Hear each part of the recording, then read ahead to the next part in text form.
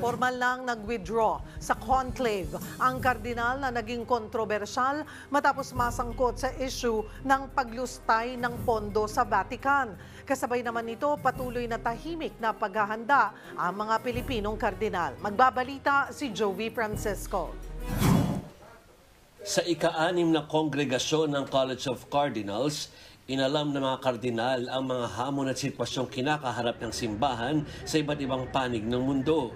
Sa ganitong paraan raw kasi ay malalaman nila ang direksyon ng simbahang Katolika sa hinaharap. At ang mga kaalamang ding ito ang magsisilbing gabay sa pagpili nila ng bagong Santo Papa. At ito din advantage ngayon, malalaman ng cardinals yung situation sa buong mundo, and they will get to know each other during these days before the conclave. And they will also try to see what the church needs, what characteristics of a pope we need today. Araw-araw na magiging ganito ang gawin ng mga kardinal bago ang conclave na magsisimula sa ika-7 ng Mayo. Maliban sa sama-samang pagdalo sa misa, may mga aktibidad at pulong silang gagawin na makakatulong sa kanilang magiging desisyon. 135 ang bilang ng mga kardinal na maaring bumoto sa conclave.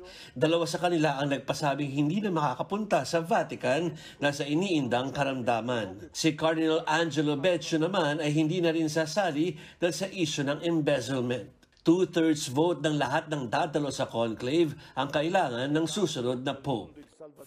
Dito naman sa Pontificio Collegio Filipino, naghahanda na ang 3 kardinal mula sa ating bansa. Sina Cardinals Luis Antonio Tagle, Jose Advincula at Pablo Virgilio David. Misula itong tahimik na retreat house sa Roma na may pasilidad na akma sa pagninilay-nilay.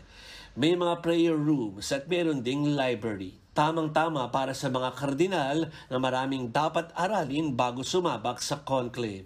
Support group din ng ating mga kardinal ang mga pari ng PCF. Kami dito, we host them dito. Dito sa PCF, sanay na sanay naman tayo kasi marami ding bishops na nag-aral noong 1970s, 1980s, 1990s dito. And then dumadalo naman sila lagi dito. So medyo may mechanism na tayo dito sa PCF to receive these guests. So ngayon, sa conclave, in a special way, of course, konting dasal pa, and then pangangailangan nila kasi biglang pupunta sa meeting sa Vatican, kung ano pang mga needs nila, then we also cater to them.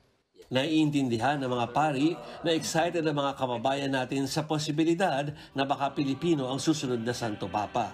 Pero may ibang paraan naman raw para suportahan ang ating mga kardinal na sasabak sa conclave. Naging excited tayo, baka siya manalo, baka although kung tutuusin talaga sa dasal ng mga cardinals, they ask for the guidance of the Holy Spirit. So tayo naman, ang the best na magawa natin is makidasal. Dasal din tayo sa Holy Spirit to grant the cardinals this enlightenment. Nag-uulat mula sa Vatican, Joey Francisco para sa 1PH.